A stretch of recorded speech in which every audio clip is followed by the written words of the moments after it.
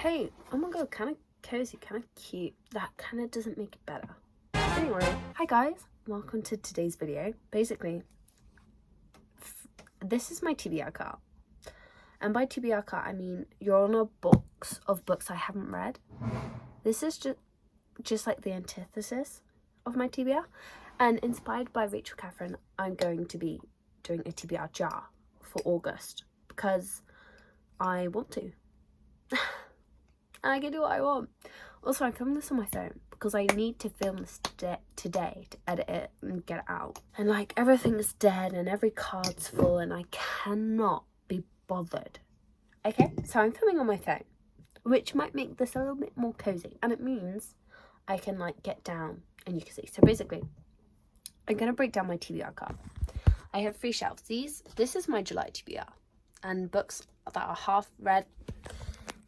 Looks like this. I did not read many books in July, and we don't talk about that. These are just books I want to read in general. And these are like books for videos or like reading vlogs, you know. Like when I'm like pre-planning, that's how it is.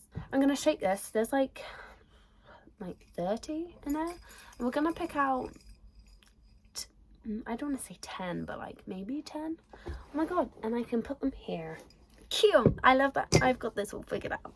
Our first prompt is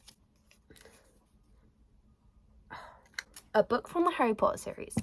Now I selected this because I have been... Where is my copy of Harry Potter? Oh, bear with. Okay.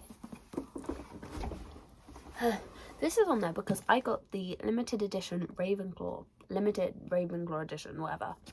20th anniversary books last year for my birthday, and I've never read the Harry Potter books, and I got to Goblet of Fire, and I have been at this point in the Goblet of Fire for the past year, and I need to just get over it because I just don't like this movie. I don't like the book. That's why it's taken me so long. You can't see it, but she's there.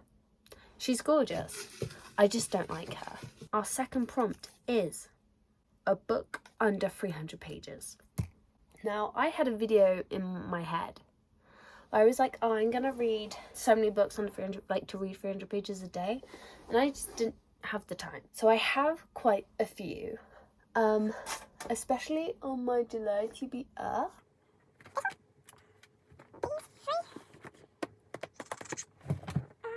really want to read a man called, and some people say Ove, I say Ove, a man called Ove. I don't know how many pages are in it. Oh, okay, it is just under 300 pages. So I have A Man Called Ove, A Sorrow Beyond Dreams, Periodic Table Memoir, Before the Coffee Gets Cold, Toast on the Cafe, and The Course of Love.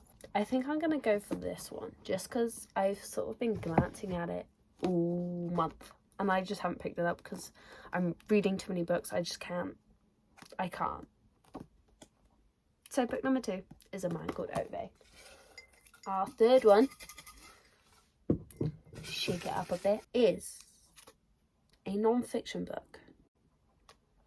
Okay, I technically have like 3, 4. So I have Michelle Obama's autobiography, I have Why Has Nobody Told Me This Before, and then I have the Periodic Table Memoir, and I also have Letters to Poseidon, which I think is a non-fiction. This is also non-fiction. Choices.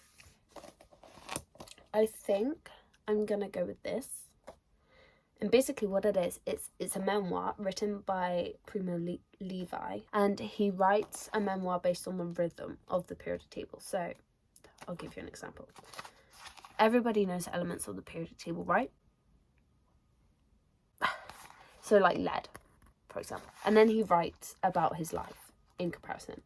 So it's like inspired by the rhythms of the table, and he assesses his life in terms of the chemical elements he associates with his past, which I think is kind of cool. And it's really cute, and it's literally the size of my hand. It's a tiny book, but the text is so freaking small. Did I say how many I was going to pick out? We'll go for 8. I feel like everybody goes for 8, so we'll go for 8. So our fourth one, and halfway through, is a book that's been on your TBR for a while. Boy, do I have some. Oh, see, I really want to read and finish. I got to page 30, the Shadow and Bone trilogy, but I'm reading ACOTAR, and I can't read two at the same time. But TBR in general, I'm gonna pick from this shelf. So if I move Still Life, one book that has been on my TBR for over a year now is, oh god, One Last Stop by Casey McQuiston. And I think this is great because in August in England, it starts to rain a bit more, and this is set in New York, and that's kind of rainy, kind of has that like humid, wet scenery to it. And it's a sapphic romance, and I am in love with Red, White and Royal Blue, and I need to give her other books a shot because I know a lot of people liked I Kissed Sarah Wheeler, and I don't have that book, so I'm gonna read this one, hopefully. She says. Okay, I also need to organize this card. I need to like tidy up a bit. But number 5, a book by a celebrity. Okay, well, that's like a celebrity removed from being an author, by the way. I think the only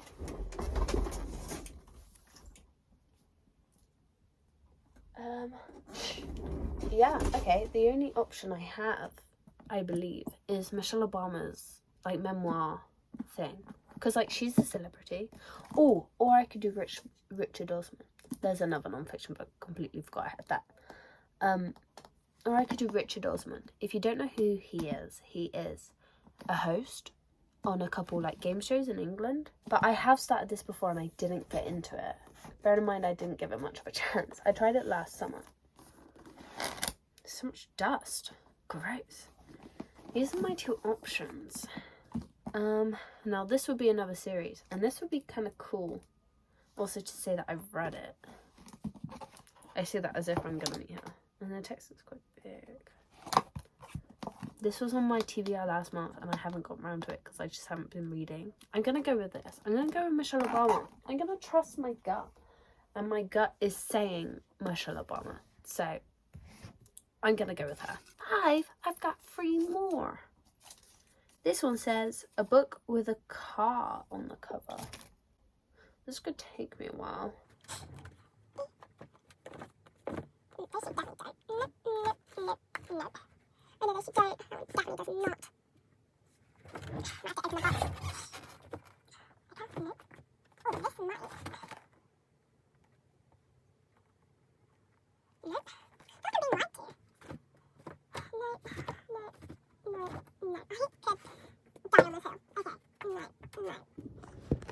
This is my box. A car. I mean, that's so totally awkward random.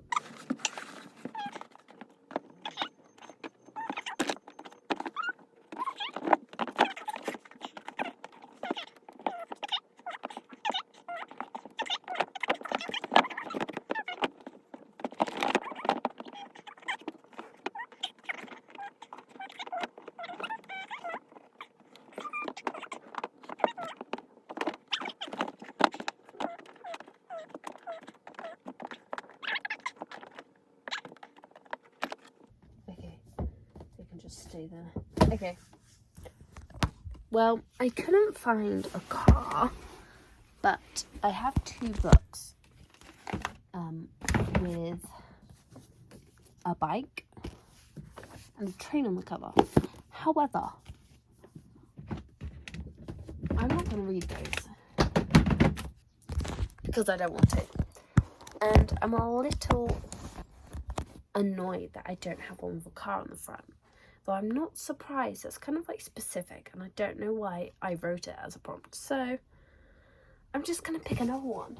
We're still on number 6 with a great first line. Great, now I go read. I'm gonna hedge my bets and go on some thrillers. So I feel like thrillers often have quite strong first line. He approaches the Lumberyard Cafe on the corner of Monmouth Street and Town Street and checks his watch. Kind of a bit boring. When we were new, Rosa and I were midstone on the magazine's table side, and would see through more than half of the window. Nah, it's not speaking to me. Let's go for romance. Beth's sole aim in coming to the lakes was to disappear, but it seemed that her car had other ideas. Could be good. Ooh, little fires everywhere. Now, Celeste is a great writer. I don't enjoy literary fiction that much, so this is kind of a risky bet. It took me a while to get through her first one. Everyone in Shaker Heights was talking about it that summer. How Isabel, the last of the Richardson children, had finally gone around the bend and burned the house down. That's a good first line. Okay, Little Fires Everywhere by Celeste Ng. I'm pretty sure that's how you say your last name. For the first great line. It's a good first line, but I know that a lot of my books are either like YA, so they won't be as captivating. They're just not going to be good, and some of them are in series that I haven't started. So, book number 6. This one.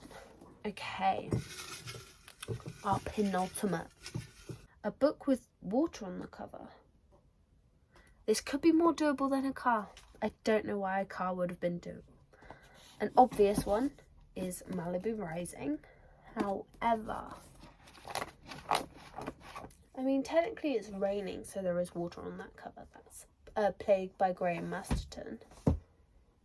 But I just want to do a swooping check. That was a quick check. I'm going to stick with Malibu Rising. I mean, I've already read 7 Husbands for a reading vlog, so, which is out now, by the way. You can go check it out. So I know that I'm not going to be able to use this book as I intended to in a video, so that's cool. Mick River. Is he from Daisy Jones and the Six? Where do I recognise that name? Anyway, but our penultimate book is Malibu Rising by Taylor Jenkins Reid, which has also been on my TBR for like a year. Love that.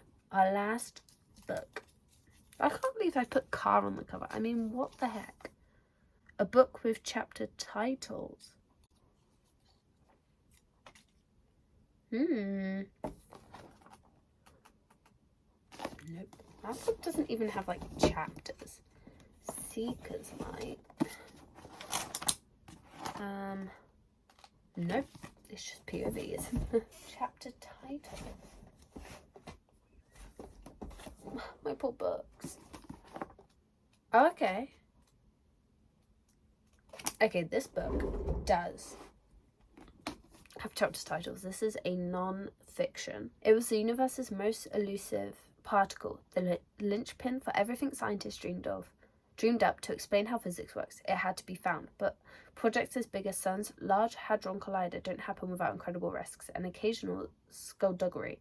In the definitive account of his landmark event, Caltech physicist and acclaimed science writer Sean Carroll reveals the insight's rivalry and wonder that fueled the Higgs discoveries. It's about the Higgs boson particle, which is like this big particle. But anyway, the chapters are titled, and then even the sub-chapters are titled. Oh, this is CERN, by the way. That big circle thing, it's under the ground. Crazy, right? I bought this in, I believe it was in Beowulf Books, which in Cornwall, in UK, England, Cornwall, Falmouth, there is a bookshop / cafe / bar. I think I got it in there. They did really cheap books, so if you're in the area, definitely go check it out. And that's my 8th book. But because I'm addicted to playing little games like this, I'm gonna go for one more. This is like a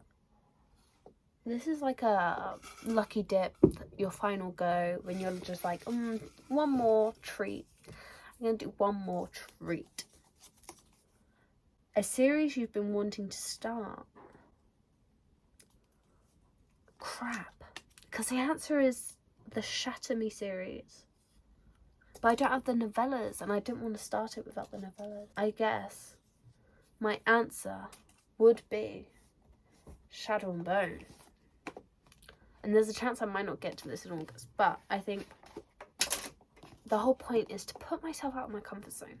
Read 2 fantasy series at once. I mean, why not? Okay, I'm gonna spruce this up for a thumbnail, and then I'll come back to you.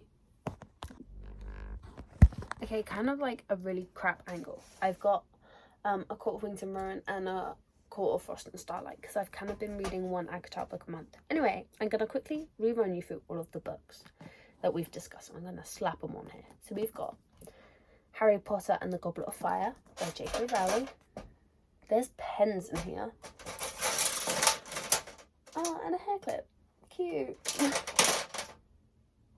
I love that. Okay. Let's try again, shall we? Harry Potter and the Goblet of Fire. A Man Called Ove by Frederick Backman. The Periodic Table by Primo Levi. Little Fires Everywhere by Celeste Ng. Malibu Rising by Taylor Jenkins Reid. One Last Stop by Casey McQuiston. Becoming by Michelle Obama. The Particle at the End of the Universe by Sean Carroll. And last but not least, Shadow and Bone by Leigh Bardugo. Oh, cute. That's my TBR. Isn't she pretty? I now have to tidy up my mess. So, hope you enjoyed the video.